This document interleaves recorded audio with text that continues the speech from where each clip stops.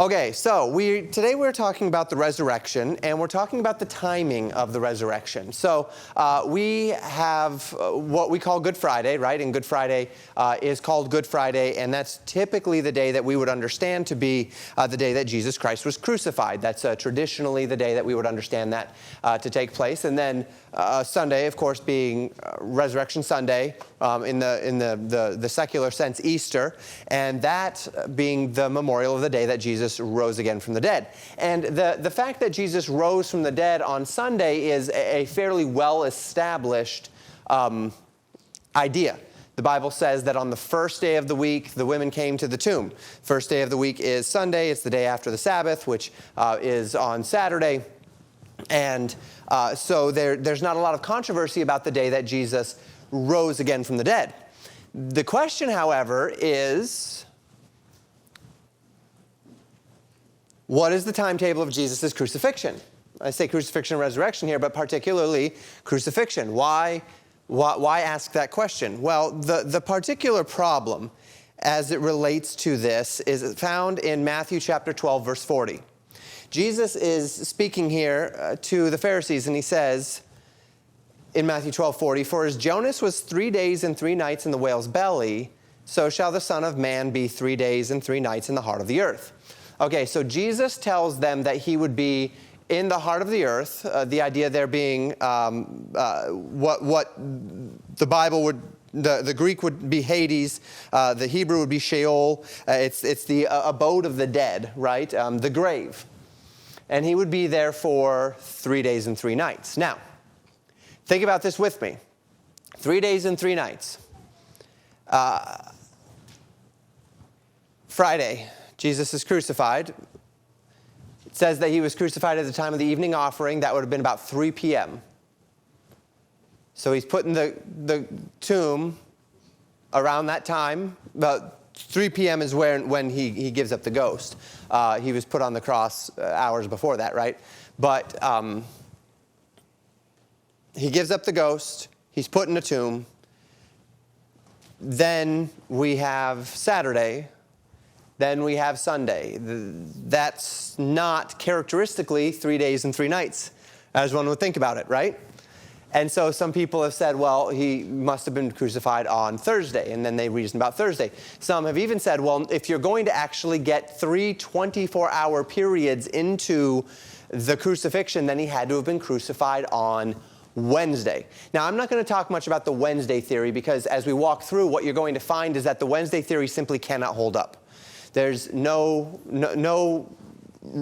way, based upon the narrative at hand, that he could have been crucified on Wednesday. However, the Thursday and the Friday accounts are the two that do cause us to think through some things more. Actually, I guess there is one very narrow window where it's possible that there could have also been a Wednesday crucifixion, but very, very unlikely.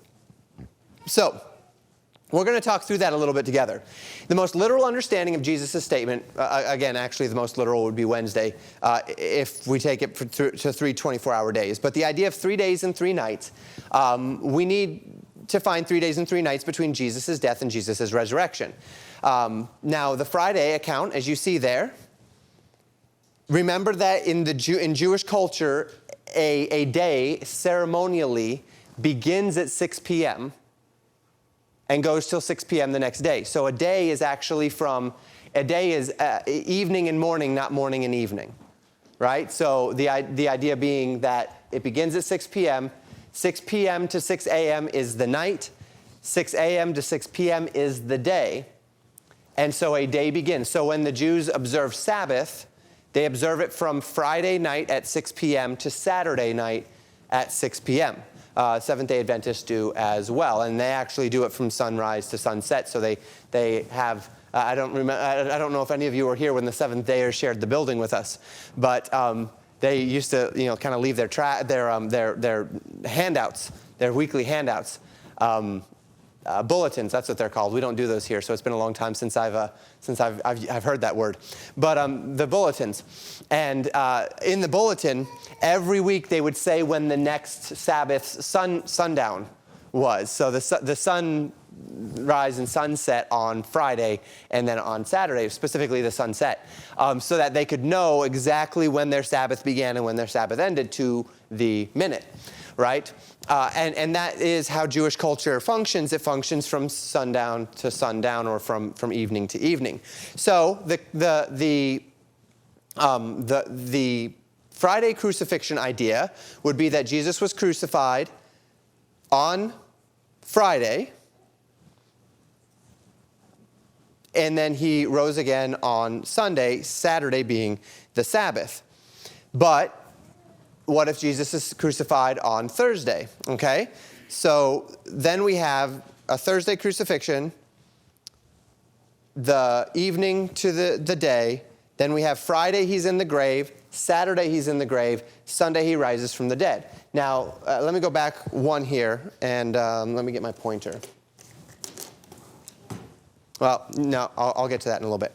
And then Sunday, he raises from the dead. This helps us get to 3 days and 3 nights, but there's another problem, and it comes to do with this Friday. And the reason why, as you'll see as we walk through the data, is that the Bible tells us that well, let me ask you, what was the reason? What was the reason that the Pharisees were so intent on trying and crucifying Jesus so quickly, and were so intent on him dying and getting off the cross quickly? Does anyone recall? He couldn't stay on the cross of Passover. And there was a specific thing about it wasn't just Passover, actually. It was something more specific than just Passover that they mentioned. That he could not be on the cross for the Sabbath of the Passover, specifically the Sabbath. They had to get him off before the Sabbath. It would have been unconscionable to the Jews to have a crucifixion on a Sabbath day. And so they had to get him off the cross before the Sabbath day, which is why, characteristically, we've had a Friday crucifixion, because naturally, he had to get off the cross before Sabbath day, and the Sabbath day was on a Saturday. So we say, all right, well, the Friday doesn't really correspond to the idea of 3 days and 3 nights. However, the Thursday crucifixion, we've got this extra day in there, and what do we do with that extra day? So that's our problem. Let's talk about the data as it relates to the Sabbath. So, or as it relates to the crucifixion. So Matthew 26, verses 4 and 5, the Bible says, they consulted that they might take Jesus by subtlety and kill him. Matthew 26, 4 and 5. But they said, not on the feast day, lest there be an uproar among the people. So this is the idea, not on the feast day, not on the Passover, but specifically, we'll see here, the Sabbath come up in just a minute. Matthew 26, verse 17. Now the first day of the feast of unleavened bread, the disciples came to Jesus, saying unto him, where wert thou that we prepared thee to eat the Passover? So we have this idea here, not on the feast day. Leviticus chapter 23, verses 5 through 8 tells us this. In the 14th day of the first month, at even, is the Lord's Passover. And on the 15th day of the same month is the feast of unleavened bread unto the Lord. 7 days ye must eat unleavened bread. In the first day ye shall have an holy convocation, ye shall do no servile work therein. But ye shall offer an offering made by fire unto the Lord 7 days. In the 7th day is an holy convocation, ye shall do no servile work therein. So we see here that the 14th day of the first month is this holiday that we call Passover. Then from the 15th day of the first month to the 21st day of the first month would be a second feast, and that would be the Feast of Unleavened Bread. Now, in the Bible, we see these things put together. So sometimes they'll call the entire 8-day feast the Passover. Sometimes they'll call the entire 8-day feast unleavened bread. Sometimes when they're talking about the Passover, they're talking about the literal day. Sometimes when they're talking about the Passover, they're talking about the days following. When they say the feast, when we read in Matthew chapter 26, not on the feast day, what we'll see as we combine Scripture with Scripture is that this is not the Passover feast directly, but it's the first day of the Feast of Unleavened Bread. And of course, the reason why that was important is because on the first day of the Feast of Unleavened Bread, they had an holy convocation. In other words, and this is important, the first day of the Feast of Unleavened Bread and the last day of the Feast of Unleavened Bread were extra Sabbath days. No servile work done therein. And so that is the feast day idea. Now, within the timeline then, the 14th day is the Passover. The 15th day was the Sabbath. Then you had the 16th, 17th, 18th, 19th, and 20th days. And then the 21st day, the last day of unleavened bread, was also a Sabbath. 7 days for the Feast of Unleavened Bread, an 8th day for the Passover. And that is the general timeline of this feast. Questions on that? Clear as mud. So, unleavened bread seems to be able to refer to either the 7-day feast following Passover or the whole 8-day stretch. I mentioned that. And then I also mentioned that a day in Jewish culture went from sundown to sundown, 6 p.m. to 6 p.m., 6 p.m. being the first hour of the night, 6 a.m. being the first hour of the day. And so 9 p.m. would be the third hour of the evening, or the third hour of the night. The 6th hour of the night would be midnight, the 9th hour of the night would be 3 p.m., and then 6 a.m. would be the first hour of the day. The third hour of the day would be 9 a.m., the 6th hour of the day would be noon, the 9th hour of the day would be 3 p.m., and then the first hour of the next day would be 6 p.m. Now, when we read in Matthew chapter 6, they said, "Not on the feast day, lest there be an uproar among the people." This is the Feast of Unleavened Bread, not Passover. And the uproar would be because it was an holy convocation. It was a Sabbath day, and the text will later tell us that. Matthew 26, verse 17. "Now the first day of the Feast of Unleavened Bread, the disciples came to Jesus." We asked about that as well. We read that already, The first day of Unleavened Bread, the disciples came to Jesus. Now, this is before they ate the Passover together. So you say, wait a minute, what do you mean the first day of unleavened bread if they were going to eat the Passover? Well, this is why we believe that the week of unleavened bread, including the Passover, the 8th day, could all be called the Feast of Unleavened Bread. Mark 14:12 clarifies this. "On the first day of unleavened bread, when they killed the Passover, his disciples said unto him, Where wilt thou that we go to prepare that thou mayest eat the Passover?" So they were preparing for the Feast of Unleavened Bread, the 14th day of the first month, leading into the Feast of Unleavened Bread, which would begin on the 15th day. The whole thing was called unleavened bread, and the Passover day would be on the 14th. That would be the day that they killed the Passover. So the disciples are preparing for that, the day that they kill the Passover. It is the day of the Passover. It's not the day of Passover. What's the difference between the day of the Passover and the day of Passover? Well, think about this with me. Passover began at 6 p.m. So if we think of it like Resurrection Sunday, if we were going to celebrate Resurrection Sunday in the Passover method, it would have begun at 6 p.m. last night, right? And it would go till 6 p.m. today. And the bulk of the day of Sunday would be Resurrection Sunday, but actually at 6 p.m. it would become Monday. So the disciples, if we're thinking about that timetable, the disciples ate the Passover with Jesus the night before is the day of Passover, which in our vernacular would have been the night before the Lamb was slain. So if today was Passover, just to orient our minds, Sunday, the disciples on Saturday would have gone to Jesus and said, today is the Passover when the lamb will be slain. Where should we eat the Passover? So on Saturday, prior to 6 p.m., so it's still not technically Passover yet, right? They're preparing. They find the upper room, they prepare, and then after 6 p.m., they have the supper together because technically it's Passover day. So they have the Passover supper after 6 p.m. on Saturday in our thinking right now. In their timetable, it would either have been Wednesday or Thursday, right? But just to orient it in our time today, Saturday, they would have gotten the meal together. They would have eaten it Saturday evening after 6 p.m., which would technically be Sunday. And then Jesus would have gone and prayed in Gethsemane that evening. He would have been arrested. He would have been tried. He would have been brought to Pilate the next morning. That would have been the morning of the Passover. And he would have been tried and crucified and hung on the cross on that day and gotten off the cross before 6 p.m. that night. When it ticked over to the Sabbath day for the next day, the Passover lamb would have been slain at the night before, as far as the people in the house, right? Because they would have eaten the Passover. But then the Passover day sacrifice would have been at 3 p.m. in our reckoning, today, right? Sunday, 3 p.m. today. We would have had the meal last night, but it would have been the same day. So the disciples say, it's the first day of unleavened bread. They say this on the day where the evening will tick over into Passover. It's the first day. Where should we make the meal?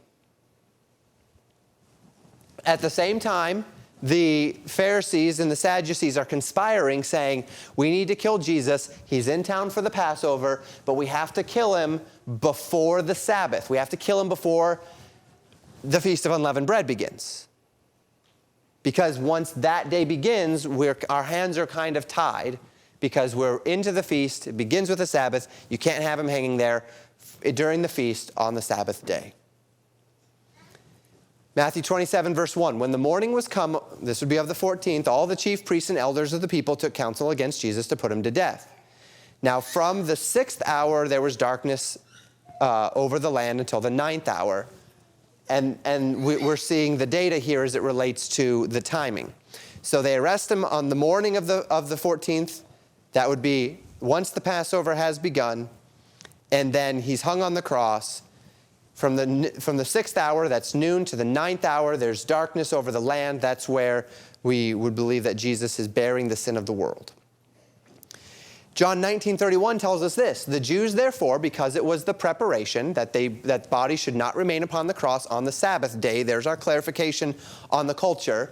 For the Sabbath day was an high day, besought Pilate that their legs might be broken and that they might be taken away. So they say, let these thieves, these people, they need to be killed quickly because we need to get them off the cross before the Sabbath day, because this is a high holy day. This is the preparation for the Feast of Unleavened Bread. We've got to get him off the cross. So Passover eaten on the 14th. Feast begins on the 15th. The feast actually begins with a Sabbath. It ends with a Sabbath. And then you have the 5 days in between. And that is our timeline, as I've mentioned. 6 p.m. begins the 14th day. Jesus eats the Passover that evening. That night, he's in the Garden of Gethsemane. He's arrested that night. He's brought before the Sanhedrin, before Caiaphas, the high priest. The high priest gives him a mock trial. They accuse him of blasphemy because he says he is the Son of God. They're not going to wake up Pilate in the middle of the night. He would not have liked that, so they wait until the morning. In the morning, they bring him before Pilate. He is tried before Pilate. Pilate actually doesn't want to do it, so he sends him to Herod. Herod gets bored with him, so he sends him back to Pilate. Pilate says, there's nothing, this guy didn't do anything wrong. The people say we want him dead. Pilate says, okay, whatever. I'm washing my hands of it. You guys kill him if you want. And they crucify him. We know that from the 12th hour, that's noon, to the 9th, or from the 6th hour to the 9th hour, that's noon to 3, is darkness over the land. At 3 o'clock, he says, my God, why hast thou forsaken me? Then he says, into thy hands I commend my spirit, and then he gives up the ghost. Now the people have something like 2 to 3 hours to get him and these other thieves, and the other two thieves, off of the cross before 6 p.m. when the Sabbath begins. And the Sabbath begins on the 15th. They've got to get him off the cross. Now, this is where the Friday tradition comes in. They say, oh, Sabbath. Sabbath is Saturday. Must have been a Friday that he was crucified. However, if there's a Sabbath on the 15th, regardless of what day of the week it is, it could be any day of the week. Except that when we get to the resurrection, it's on the first day of the week. And of course, that would be after the Sabbath. So then it all kind of hinges on this idea of 3 days and 3 nights in the belly of the earth. How literal do we take that? And we'll talk through that a little bit here. Now notice this. Matthew 28, verse 1. In the end of the Sabbath, as it began to draw toward the first day of the week, came Mary Magdalene and the other Mary to see the sepulchre. This is why we have no questions about when Jesus actually rose from the dead. It was at the end of the Sabbath. It was the first day of the week. That is a Saturday into a Sunday. So, of course, the Sabbath ended at Saturday at 6 p.m.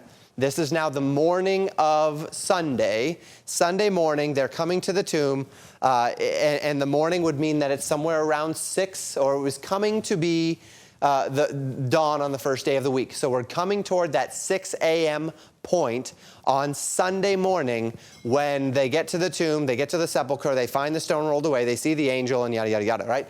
And so on and so forth. So that happens on Sunday morning, and we're fairly comfortable and confident that Sunday morning was when it happened. But notice this. The morning of the resurrection was after the Sabbath. There's a major interesting point here in the language. The Greek word is sabbaton. This is the plural form of the word Sabbath. Now, as I look through it, if you look through all of the uses of the word Sabbath in the New Testament, the plural of Sabbath is only used in a few places. It's used when it speaks of multiple Sabbath days. It's never used to speak of a single Sabbath day. And yet, this is the plural word. In the end of the Sabbaths, as it began to dawn toward the first day of the week. And so, it's very possible here that the writer, and this is consistent among all of the Gospels, where it uses Sabbath in the plural as it relates to the end of this time, not singular. So it's very likely here that we have multiple Sabbaths. And this is where both the Wednesday and the Thursday theory come in. However, I'll tell you why the Wednesday one doesn't make as much sense in a little bit. So Mark 8:31 says, "And he began to teach them that the Son of Man must suffer many things and be rejected of the elders and of the chief priests and of the scribes and be killed, and," notice this, "after 3 days rise again." But then, look at Luke 24, verses 5 through 7. "And when they were afraid and bowed down their faces to the earth, they said unto him, Why seek ye the living among the dead?" This is at the resurrection.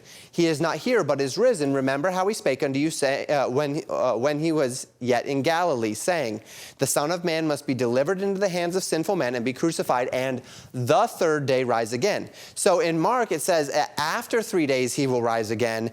But in Luke, it says on the third day he will rise again. And again, this is a data point that helps us seek to understand whether or not we need to have 3 full days before he rises again, or is it sufficient for us to say that he would rise again on the third day?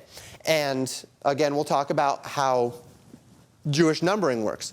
Is it on the third day, or is it after 3 days? You see why there's been this controversy. There's a lot of things in the text that give us pause and say, oh, okay, well, if it's after 3 days, then we need to have 3 full days before Jesus rises from the dead. But if it's on the third day, which is what Luke tells us, that he would come on the third day, well, okay, then we only need 2 days because the third day is resurrection day, right? So that's the data. Let's talk about the possibilities together. The traditional timetable.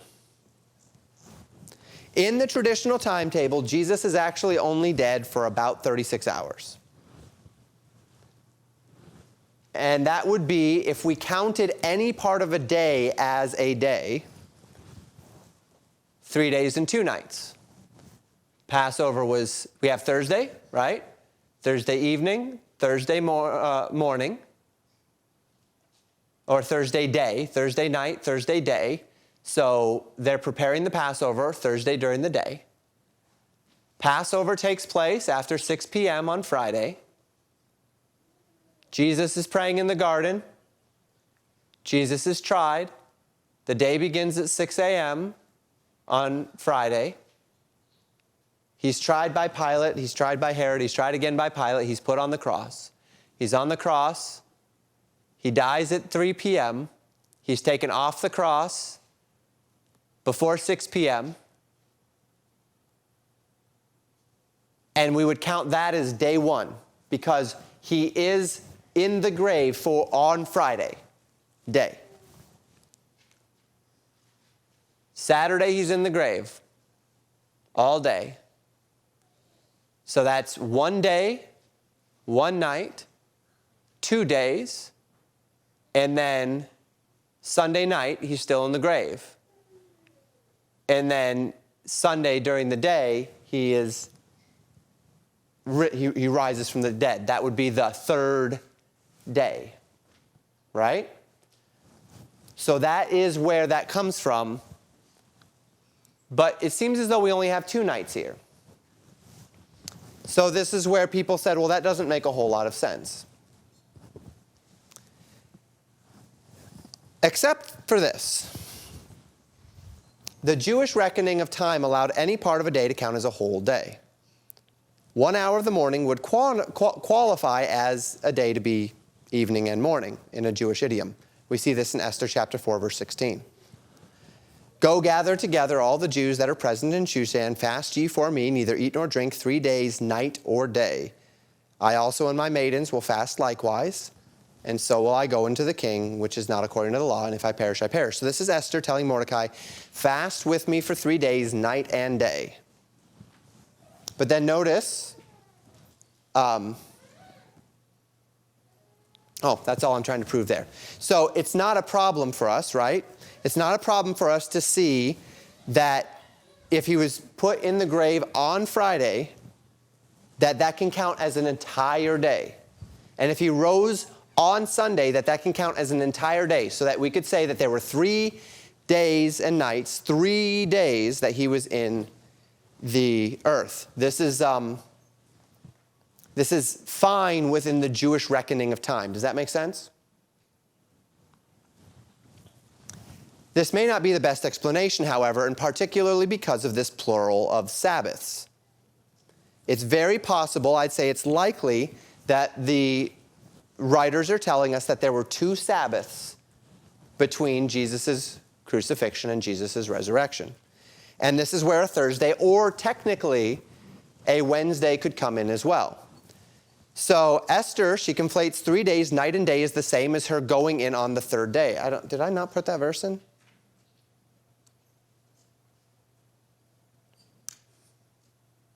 No, there it is. I should probably, when I present this again, I'm going to reorganize these slides. They're not in the most natural order for presenting this. So Esther chapter 5, verse 1 tells us this.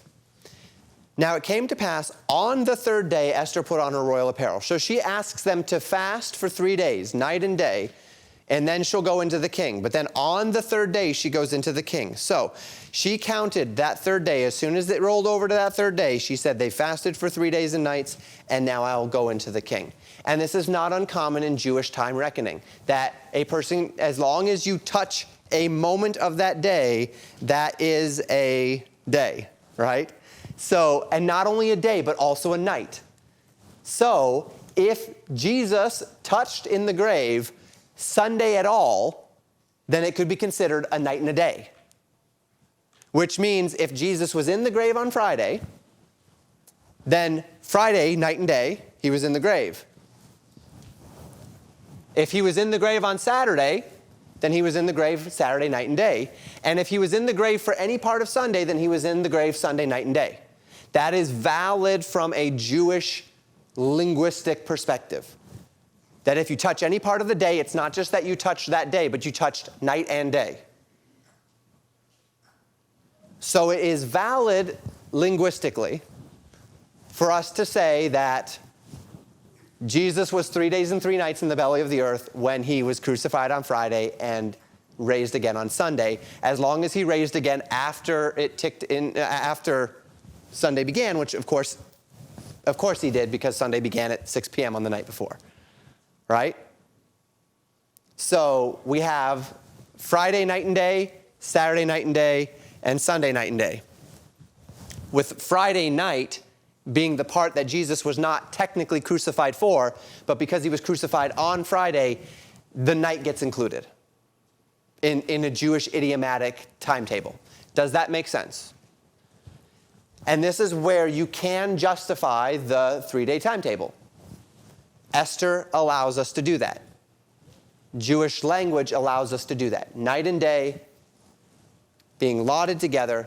Jesus was in the grave Friday, Saturday, and Sunday. That's 3 days and 3 nights. However, that's a hard thing to reconcile from the Matthew 12 perspective, Matthew 12:40, 3 days and 3 nights in the belly of the earth, right? Is he using the idiom or is he being literal? And those that believe that Jesus was being more literal have sought to reconcile that and thus have pulled Jesus' timetable. And the reason why we can pull that timetable farther is because of this plural, the Sabbaths. When the Sabbaths were over. The 15th day of the month was a convocation Sabbath. If the day after the convocation was Saturday, then a second normal Sabbath would have taken place. In other words, if he was crucified on Thursday, right? So Passover was Thursday night. That would have technically been Wednesday in our reckoning, right? Wednesday at 6 p.m., Thursday begins. They have their Passover meal. Jesus is in the garden. The next day, Jesus is tried and he's crucified. That's Thursday during the day. He's crucified. He's on the cross from noon to about 3. They get him off the cross. They put him in the grave because the Friday convocation Sabbath is coming. He's thus in the grave Friday, Saturday, Sunday, and now we have, without having to add the extra evening that Jesus was not crucified, he is in the grave Thursday during the day, Friday night, Friday day, Saturday night, Saturday day, Sunday night, 1, 2, 3 days, 1, 2, 3 nights. And we have a much more natural understanding. This seems to be more likely to me specifically because of that plural, Sabbaths, that is in the text. Now, what we don't have here, however, is still 3 24-hour periods, right? Because we have to add the day on Thursday to the night on Sunday, and Thursday, technically, he's only there for just a couple of hours of the day, right? From 3 p.m. to 6 p.m. or so, he's in the grave. This is why people try to bump it back to Wednesday. That way, he's in the grave for 3 complete 24-hour days and nights. And I guess I probably should have put that up here so that you could visualize it. But the reason why I don't like this one is this. If that were the case, then there would be a day, specifically Friday, between the 2 Sabbaths, right? In that, think through that with me. If Wednesday was crucifixion, Thursday was a Sabbath, Friday was not a Sabbath, Saturday was a Sabbath, Sunday is the resurrection. At this point then, the question is this. Why didn't the women go on Friday to anoint him?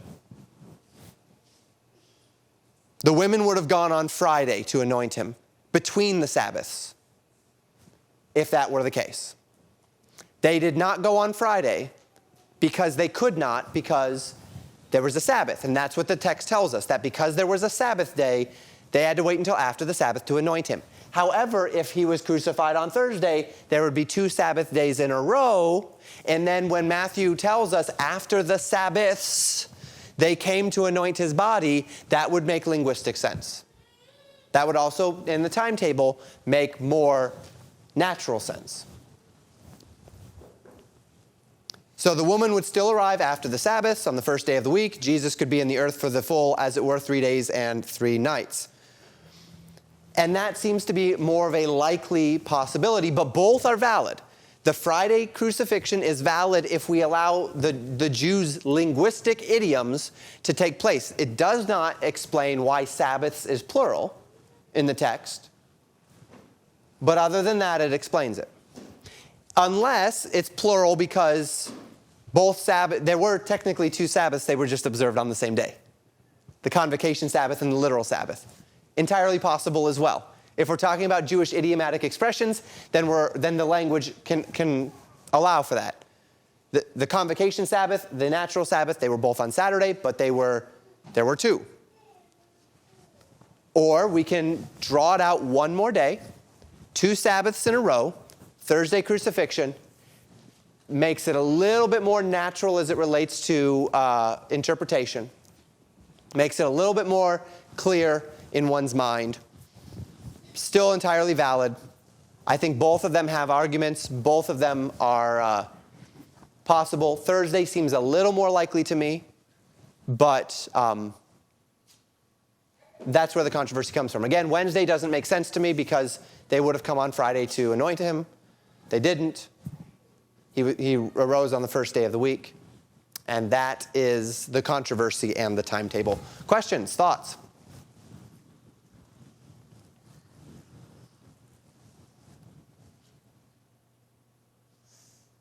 Okay, well, so when people, when you're in a conversation and people say, oh, no, he was crucified on this day, he was crucified on that day, at least you have a little bit of insight now into why it is people say that. It's particularly because of Matthew 12, verse 40, where Jesus says that he must be in the heart of the earth for 3 days and 3 nights, and trying to reconcile that with what we find in the timetable. I think that from a more natural standpoint, Thursday reconciles it the best. But if we allow Jewish idiomatic expressions to do their thing, then Friday is perfectly valid as well as a possibility. So can we celebrate Good Friday on Friday? Yep, we can do that without a conscience problem.